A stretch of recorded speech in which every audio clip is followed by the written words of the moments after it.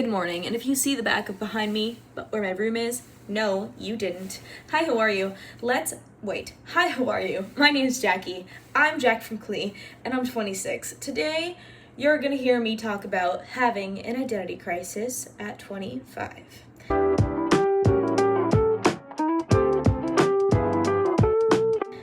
This is a really interesting and complicated topic. One of my best friends, her name is, let's call her Amelia. Her name is maybe Amelia.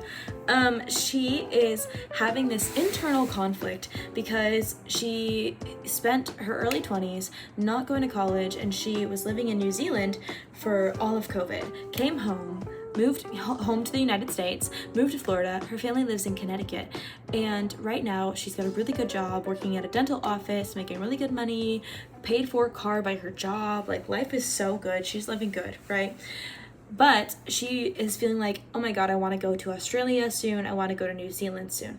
I also maybe want to go to dental school. Well, going to dental school is not something you can do easily in the United States if you don't already have a bachelor's degree or any type of prerequisites. So that means there's an obstacle, a challenge in her way. She needs to go to undergrad first and then pursue a higher degree to become a dentist. However, in New Zealand or Australia, you can fast track that with another program where you can do it all at one time. And it's cheaper and it takes less time. It's less of a commitment. However, recently, my friend Amelia has been in love, struck by love. And her and this cute, sweet little boy, okay, that sounds strange, but he is an adult. He's 30. Her and this 30-year-old man are in love, and she is so happy and so in love. And on top of that, her sister is sick, and she has had many a surgery. And her sister is 35 with 2 children, and she has more surgeries coming up. It's complicated, but let's just leave that there. And so, with that being said, she's at this point where she's like, what do I do? Do I go? Do I go to Australia? Do I go to New Zealand? If I go, will I be able to come back? I don't want to leave my love. I don't want to not be there if I need to be there for my family, to see my sister, to see my niece and my nephew. What do I do? And I'm like, girl, good thing you called me. Me on the phone. This is my on the phone. Girl, good thing you called me, because I got advice. Not that anybody asked. She actually did ask. But here was the advice. I was like, listen, Australia and New Zealand are always going to be there. Also, hold on, I lied. Let's backtrack a little bit more. She's also having this identity crisis because her whole family and everyone she's ever met sees her as this traveler. She didn't go to college. She spent 2.5 years in New Zealand during the pandemic. She's been to Germany. She's been to Italy. She's been to India. She's been all over, and she just turned 25 in December. So she's just a baby, and she's got no debt, just living life, just vibing, just working, just vibing. And everybody she goes home to and she is introduced to by her parents and her sister, they say, this is Amelia. She's a traveler. She's gone everywhere. Who knows where she'll go next?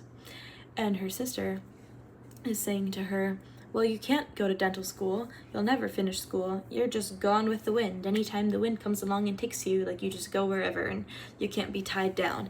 And I think this is an unfair assumption about our friend Amelia, because I think she can be locked down and she can be stable if she wants to be. And this is her internal conflict.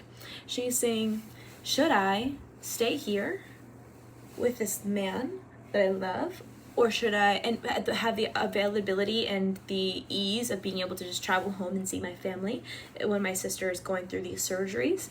Or should I up and leave to Australia or New Zealand and take a dental program there?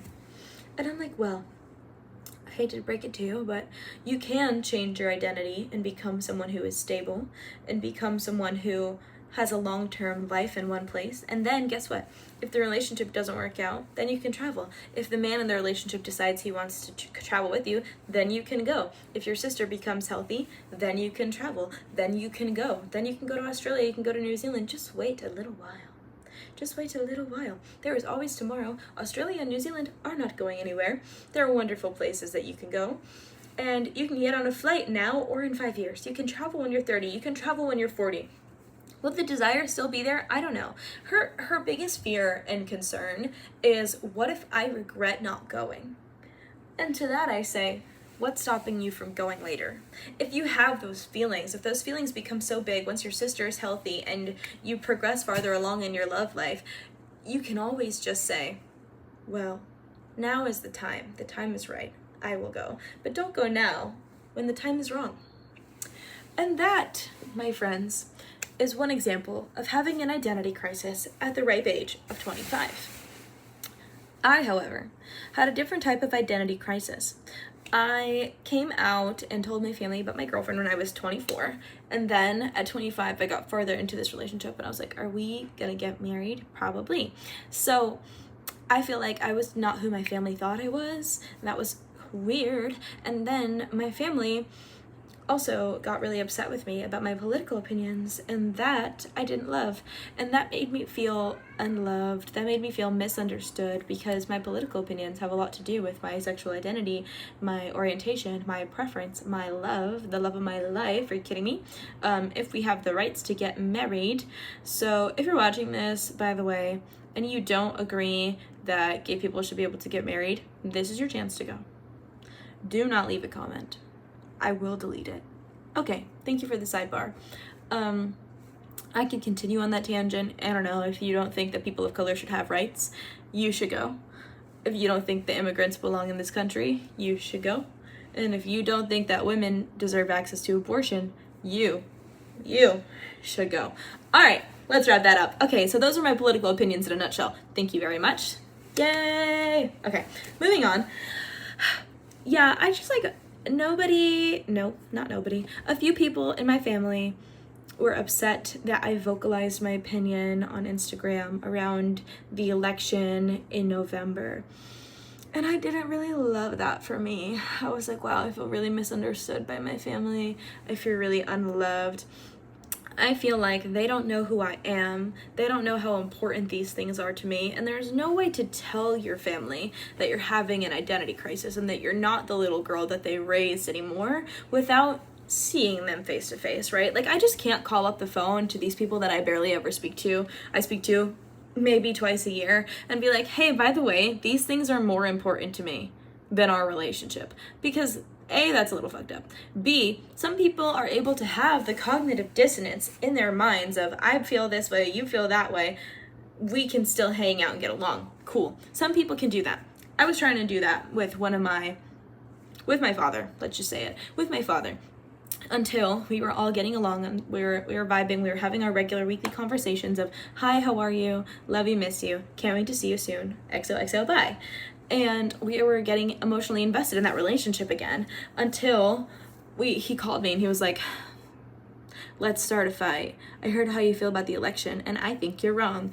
And sir, I'm so sorry, but we've disagreed about this since 2016. I don't know why you think that in 2024, November of 2024, I'm suddenly gonna wanna have an argument with you about this. I've known that you feel this way. I'm going to continue to feel this way. Let's not talk about it and get along, because if you wanna go there, you're gonna hear from me. You will be hearing from me. And by that, I mean, I said a lot of things that are regrettable. However, after that, he has no longer heard from me. Drumroll, please. No one's surprised. I don't know, like, I just had this little identity crisis when I was 25. For Amelia, it was a lot more about, I'm a traveler, and that's who everyone thinks I am, and maybe I'm ready to not be a traveler for a little while. Maybe I want to have routine and a structure, and I'm not this identity that I used to be as a young person. And for me, my identity crisis was a little bit more rooted in, I'm an adult, I make my own financial decisions, I don't rely on anybody for any means of living, and I'm not the little girl that you can push around anymore. I'm not gonna take your shit. I'm not going to put aside what I want to say just to appease you. I'm going to be honest with you about how I feel about my political values that I hold near and dear to me. I hold them as part of my core values. Part of my core values for who I let in my life. And if they weren't family, for me, like, I have enough people who are moderate or Republican as friends that I already love, and I don't willingly accept new people of those positions into my life, because who you center yourself around is who you become.